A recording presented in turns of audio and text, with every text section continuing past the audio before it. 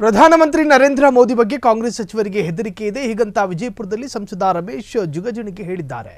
ಕದನ ವಿರಾಮದ ವಿಚಾರದಲ್ಲಿ ಕಾಂಗ್ರೆಸ್ ಸಚಿವರು ಇಲ್ಲಸಲ್ಲದ ಹೇಳಿಕೆ ನೀಡುತ್ತಿದ್ದಾರೆ ಅಂತ ಕಿಡಿಕಾರಿದ್ದಾರೆ. ಜಿಗಜಿಣಗಿ ಆಕ್ರೋಶವನ್ನ ವ್ಯಕ್ತಪಡಿಸಿದ್ದಾರೆ. ಬಿಜೆಪಿಯ ವಿರುದ್ಧ ರಮೇಶ್ ಜಿಗಜಿಣಗಿ ಸಂಸದರು ಆಕ್ರೋಶ ವ್ಯಕ್ತಪಡಿಸಿದ್ದಾರೆ. ಪಾರ್ಲಿಮೆಂಟ್ ನಡೆಸ್ರಿ ಅಂತ ಹೇಳಿ ಕೇಳಿ ಮತ್ತೊಂದು ಕೇಳಿ ಅದನ್ನೆಲ್ಲದಕ್ಕೂ ಕೂಡ ಉತ್ತರ ಹೇಳ್ತಕ್ಕಂಥ ಸಾಮರ್ಥ್ಯ ನಮ್ಮ ನಾಯಕರಿಗೆ ಅದ. ಆದರೆ ಈ ಮಂತ್ರಿಗಳಿಗೇನು ಬೇರೆ ಕೆಲಸ ಇಲ್ಲ. ಸಾಕಷ್ಟು ಅಭಿವೃದ್ಧಿ ಕೆಲಸ ಮಾಡಬೇಕಾಗ ರಾಜ್ಯದ ಅದು ಮಾಡೋದು ಬಿಟ್ಟು ಏನೇನೋ ಮಾಡ್ಲಿಕ್ಕೆ ಹೊಂಟಾರಲ್ರಿ ಇವರು ಮಂತ್ರಿಗಳು. ಒಬ್ಬ ಈಗ ಅವ ಹೇಳ ಪ್ರಿಯಾಂಕಾ ಖರ್ಗೆ ಅವರು ಒಂದು ಹೇಳಿದ್ರು. ಆಮೇಲೆ ಈ ಯಾರು ನಮ್ಮ ಕೃಷ್ಣ ಬೈರೇಗೌಡರು ಒಂದು ಹೇಳಿದ್ರು. ರಾಮಲಿಂಗ ರೆಡ್ಡಿ ಅವರು ಒಂದು ಏನ್ರಿ ಇದು ಹುಡುಗಟ್ಟಿಗೆ ಅಂತ ತಿಳ್ಕೊಂಡಾರ ಏನು ಇವರು ಅರ್ಥ ಆಗಲ್ಲಾಗ್ಯದ. ಏನು ರೋಡ್ ಬೀದಿಗೆ ಹೋಗೋರೆಲ್ಲ ಮಂತ್ರಿಗಳು ಇದನ್ನೇ ಹೇಳದ ನೋಡ್ರಿ. ಒಟ್ಟಾರೆ ನಿಮಗೆ ಹೇಳೋದು ಅಂದ್ರೆ ಸಂಪೂರ್ಣ ಇವರಿಗೆ ಹೆದರಿಕೆ ಅದ. ಹೆದರಿಕೆ ನರೇಂದ್ರ ಮೋದಿಯವರ ಬಗ್ಗೆ ಭಾಳ ಹೆದರಿಕೆ ಅದ.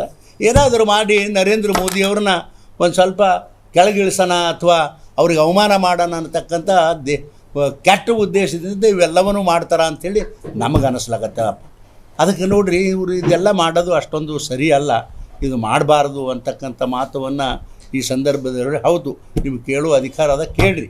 ಯಾರು ಕೇಳಬೇಕು ಅವರು ಹೌದು ಪಾರ್ಲಿಮೆಂಟ್ ಕರಿಬೇಕು, ನಾವು ಇರ್ತೇವೆ ಹೇಳ್ರಿ. ಅಲ್ಲಿ ನಿಮ್ಮ ವಿರೋಧ ಪಕ್ಷದ ನಾಯಕರು ಹೇಳಿ, ಇಲ್ಲ ಅಂತಂದ್ರೆ ನಿಮ್ಮ ಕಾಂಗ್ರೆಸ್ ಅಧ್ಯಕ್ಷರು ಹೇಳಿ. ಅದು ಹೋಗಿಬಿಟ್ಟು ಇಲ್ಲೆಲ್ಲ ಅಲ್ಲಿ ರೋಡ್ನಾಗ ಅಡ್ಡಾಡೋರು, ಬಿಜಾಪುರ ಸಂಧ್ಯಾಗ ಅಡ್ಡಾಡೋರು ಕೇಳೋದು ಇದು ಉಚಿತೇನು? ದಯವಿಟ್ಟು ನೀವೇ ಹೇಳ್ರಿ ಅಂತಕ್ಕಂಥ ಪ್ರಶ್ನೆಯನ್ನು ಈ ಸಂದರ್ಭದಲ್ಲಿ ಹೇಳಿ. ರಾಜ್ಯದಲ್ಲಂತೂ ನೀವು ನೋಡಿದ್ದೀರಿ ಎಂತೆಂಥ ಪರಿಸ್ಥಿತಿ. ಆದರೆ ಒಂದು ಮಾತು ಇವತ್ತು ನಾ ಹೇಳಲಿಕ್ಕೆ ಬಯಸ್ತೀನಿ. ಎಲ್ಲನೂ ಇಡೀ ಎಲ್ಲ ಇಲಾಖೆಯಲ್ಲಿ ಕೇಂದ್ರ ಸರ್ಕಾರದ ಬರ್ತಕ್ಕಂಥ ಹಣ ಅದು ಎಲ್ಲನೂ ಬಂದದ. ಅದನ್ನೆಲ್ಲ ಡಿಸ್ಟ್ರಿಬ್ಯೂಟ್ ಮಾಡ್ತಾರೆ. 2-3 ವರ್ಷ ಆಯಿತು, 2 ವರ್ಷ ಆಯಿತು. ರಾಜ್ಯ ಸರ್ಕಾರದ ಪಾಲಿಗೆ ಏನು ಬರ್ತದ ಇವತ್ತಿಗೂ ಕೂಡ ಡಿಸ್ಟ್ರಿಬ್ಯೂಷನ್ ಮಾಡ್ಲಿಕ್ಕಾಗಿಲ್ಲ. ಅವರೆಲ್ಲ ಅಳ್ತಾರ ಇಂಥದ್ದು ಮಾಡಿರಿ, ಒಳ್ಳೆ ಕೆಲಸ ನಿಮಗೆ ಬ್ಯಾಡ್ ಅಂದಾರ ಹೇಳ್ರಿ ನೋಡೋಣ.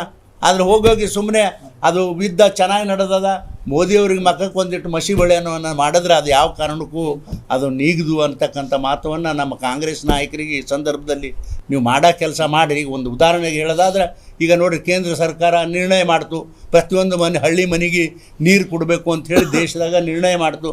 ಅದ್ರ ಪ್ರಕಾರ ಕೇಂದ್ರ ಸರ್ಕಾರದ ಹಣ ರಾಜ್ಯ ಸರ್ಕಾರಕ್ಕೆ ಬಂತು.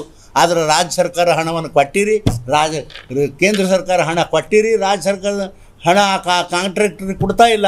ನಮಗೆ ಕೇಳ್ತಾರೆ ನೋಡಪ್ಪ ನಮ್ಮ ಪಾಲಿಂದ ನಾವು ಕೊಟ್ಟಿದ್ದೇವಪ್ಪ, ರಾಜ್ಯ ಸರ್ಕಾರಕ್ಕೆ ಕೇಳಿ ರಾಜ್ಯ ಸರ್ಕಾರ ಹಣ ಕೊಟ್ಟಿಲ್ಲ ಅಂತಕ್ಕಂಥ ಮಾತು ನಾವು ಹೇಳ್ತೇವೆ.